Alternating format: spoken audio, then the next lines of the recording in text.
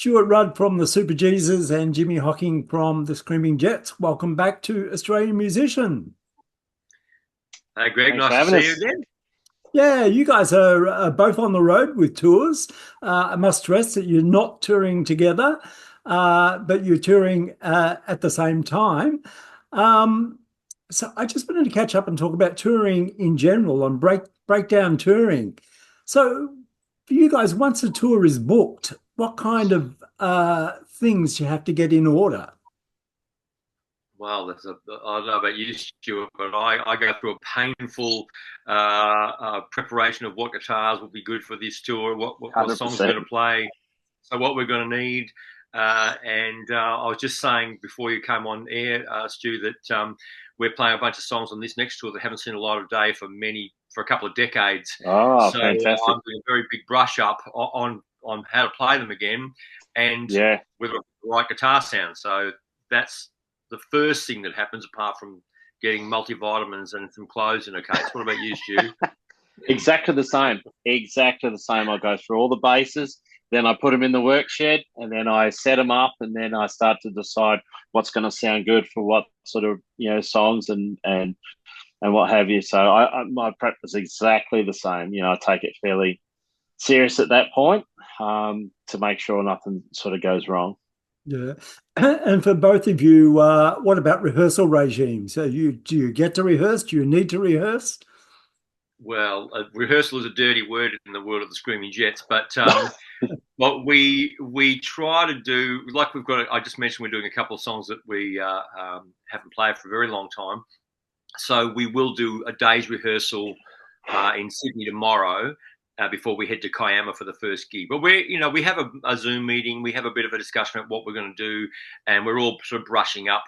That's what I've spent the day doing. Going through the songs, and then we'll get together and play them tomorrow properly.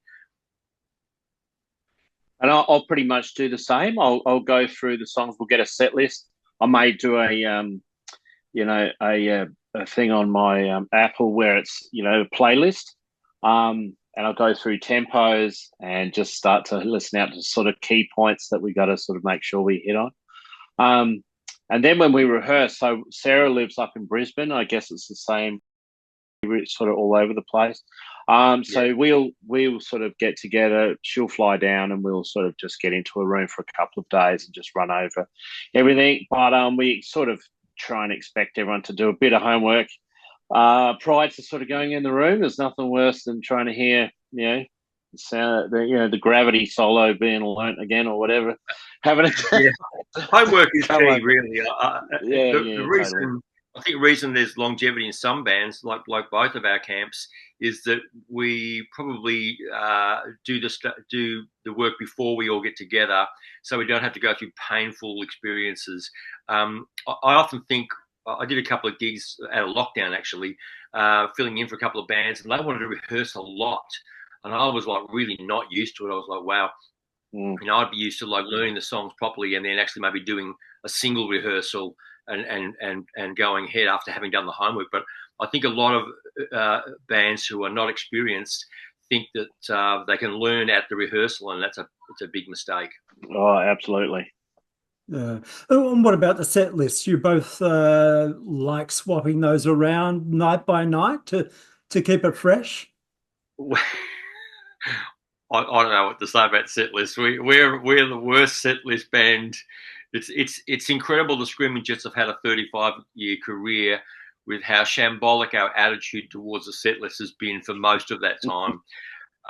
In fact, I know that you said you wouldn't mind hearing a story, and mine, when you come to that, mine will be about the set list. I'll tell you that now. And Stu, what about the Super Jesus and set lists? Yeah, we sort of have a set list where we sort of have the crux of it together. So we'll play a certain amount of the same songs, and then we'll sort of look at past tours, and then we'll change out, a couple of reserves or whatever. Especially if there's a couple of nights back to back, we'll have a couple floaters sitting there that we can sort of throw in and out for the second night. But for most part, Stuart is making complete sense here. That's complete sense, Stuart. That's what everyone should be doing. Yeah. Well, and so we have the floaters sitting there on the side, and then but for most part, we have a sort of like I say, a bulk of the set list together. But yeah, and that's how we go about it. Usually, it's Sarah and myself. We'll sort of go through it and sort of nut it over a couple of days. It's usually a few text messages back forward, but we get there in the end. Yeah. Jimmy, you alluded to it just before. Being on tour, you rack up quite a few tour stories. What's one of your favourites? Well, I don't want to bore you, but I was thinking about this exact set list thing, and the Screaming Jets are notoriously bad at keeping set lists.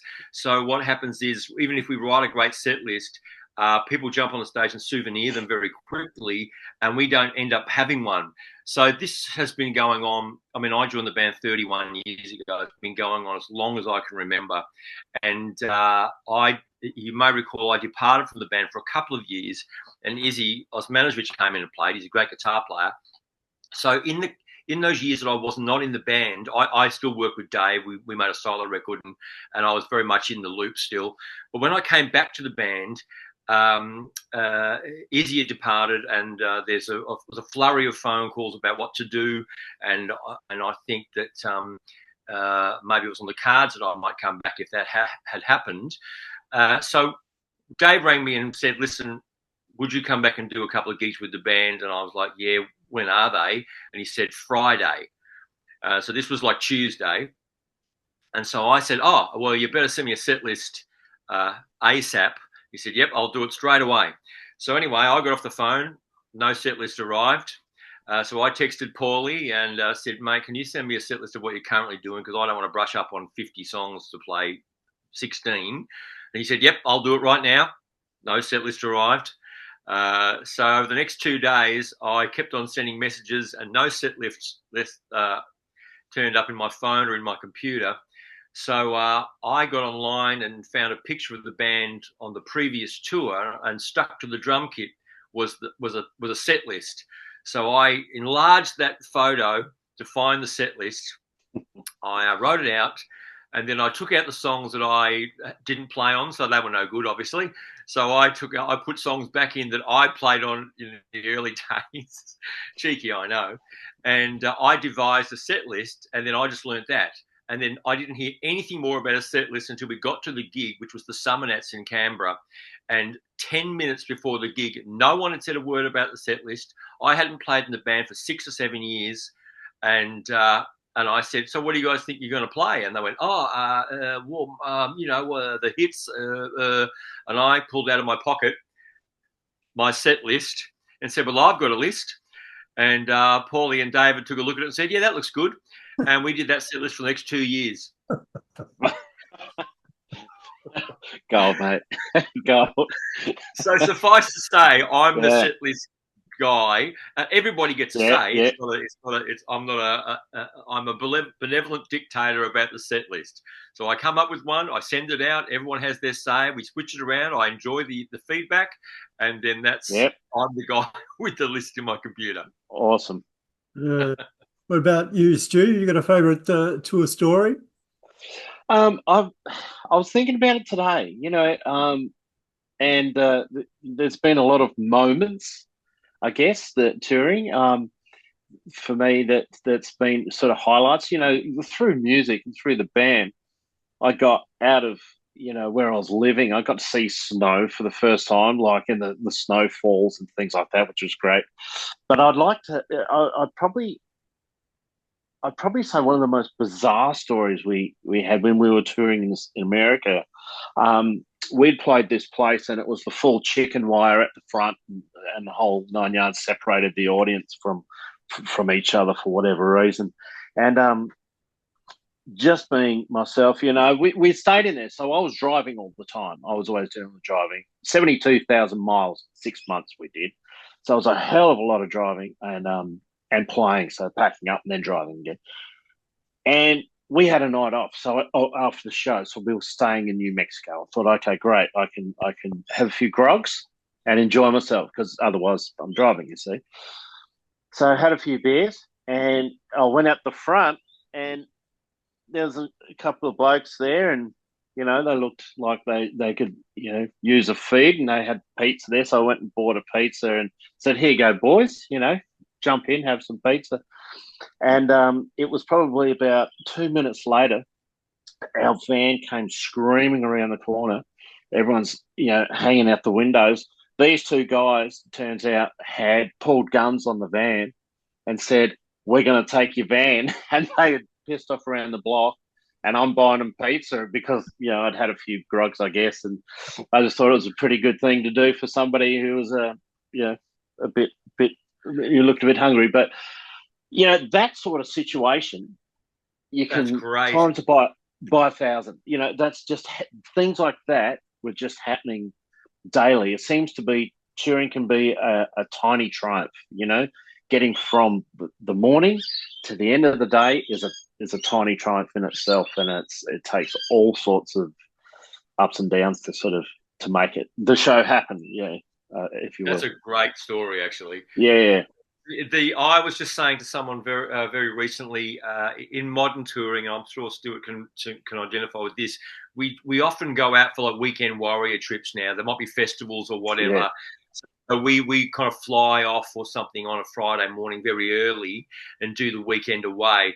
But I recall back in the early days of even pre-Jets, but then coming to the Jets in '93, we didn't fly anywhere. We drove everywhere.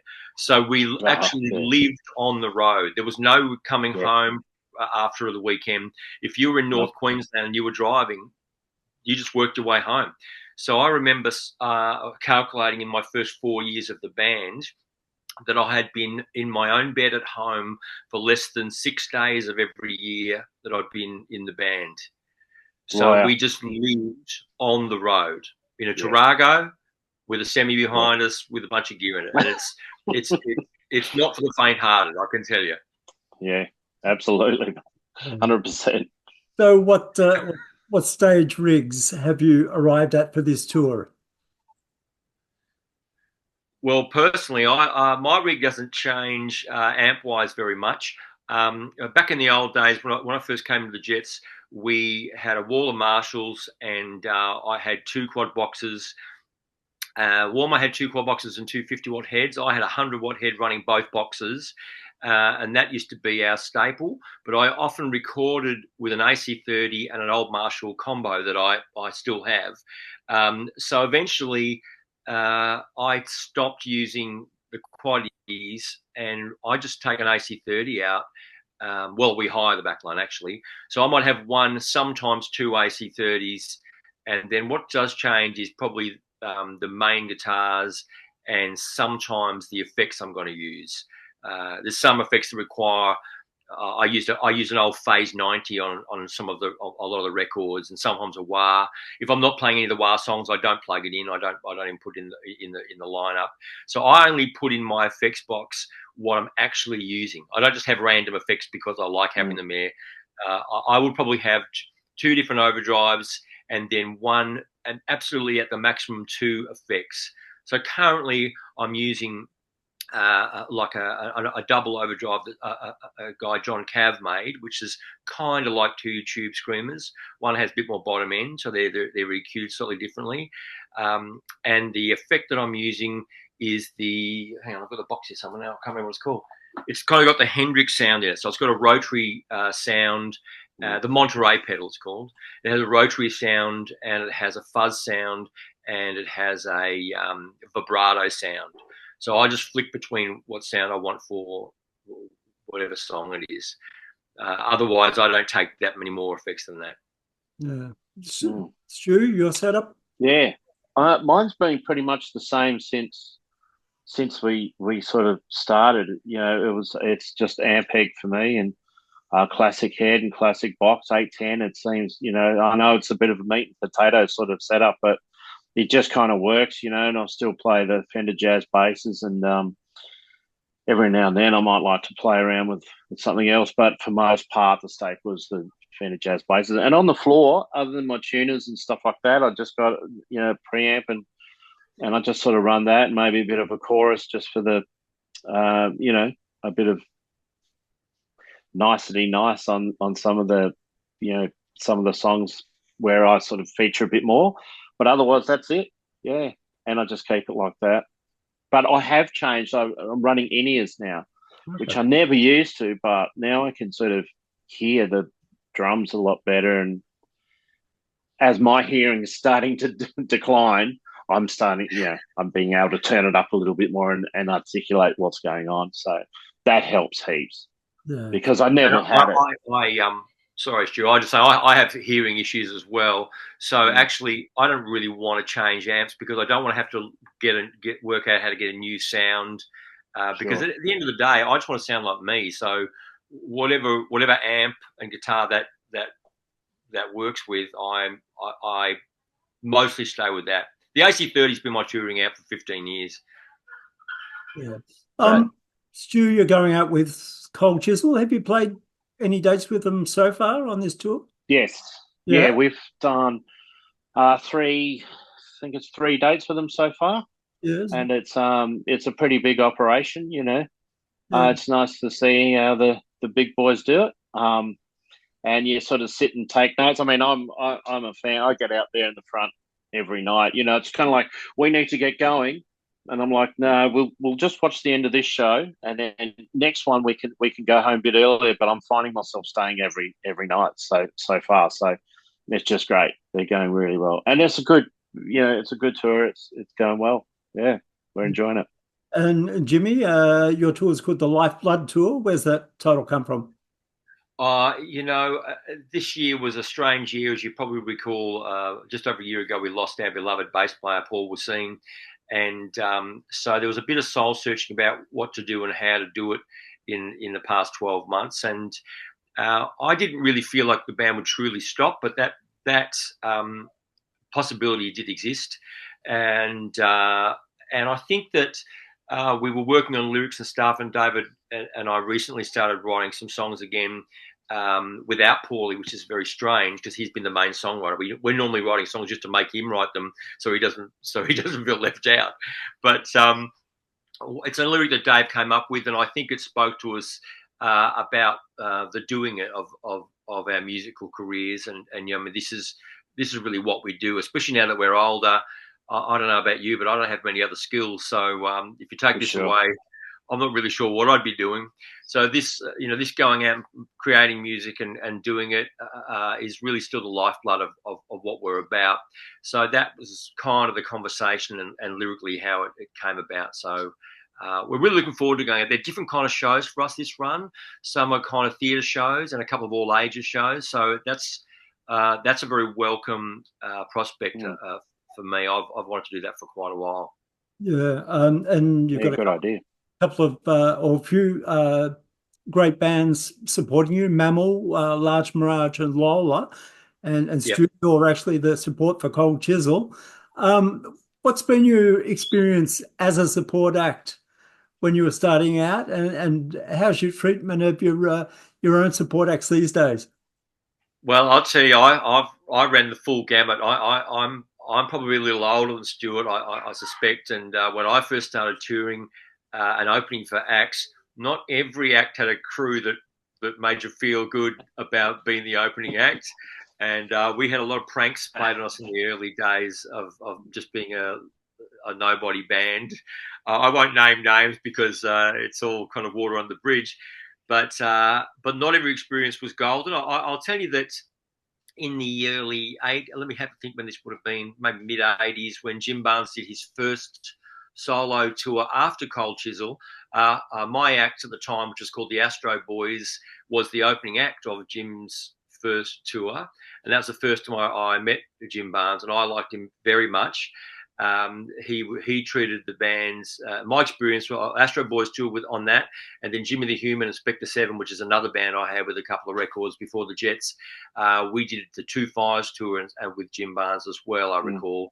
And he was a great man to tour with. I always was very happy that He would come in the band room, welcome everybody, and shake hands. He wasn't aloof. To me anyway. I guess people have different experiences. This was my experience, and I've always remembered how great he was looking after the vibe of what we were doing. Years later, I opened for George Thorogood, and we never even met him. There were so many rules and regulations about what you could do. You couldn't be in your band room. If you were in the band room when he started, you weren't allowed out. If you were front of house, you couldn't come side of stage. It was so ridiculous that it was hard to get your head around, you know. And don't even start me up about opening for Kiss before, you know. So we had the same experience. We did our first sort of running tour. We did a tour with Bush, and by the end of it, and this is in '96, I think, so it was a pretty good break for us too, because there were Ent Centers and all the rest of it. And by the end of the tour, the lead singer had been sort of, you know, inebriated the whole run, and he sort of turned to us and said, "Where have I seen you guys? Where have I seen you before?" I was like, "Mate, we've just done your whole tour." But we did a run with the Hoodoo Gurus, and I got to say, and I tell this story, you know, there's so much respect for the people in the Hoodoo Gurus. Like, they looked after us so well, and every night Rick Rossman would change his bass strings, and I had no money, and I was, you know, boiling them in the kettle and all the rest of that sort of action to sort of get a bit of life out of them. And he was made aware of it, and eventually he came over and went, every night he would play his gig, take his strings off, and give me his strings to put on my bass for the next day. And that was every night. Mm-hmm. So, and we had like 30 shows or something. It was so good. I'll never forget it. And I've since told him about it, and he just brushed us off like, "Oh, you know, it's fine. But you don't realise what that means to a young, you know, band sort of coming out, and you got no money or whatever. And it's just a lovely gesture to do something like that. Yeah. All right, guys. Well, I'll let you go. You both got gigs this Friday night. So yeah, that's right. Thanks for joining us, and all the best with the tours. All right. Thanks very much, Greg. Thanks very much, Greg. Maybe I'll see you in the Virgin Lounge, Stuart. Absolutely, mate. I hope to see you there.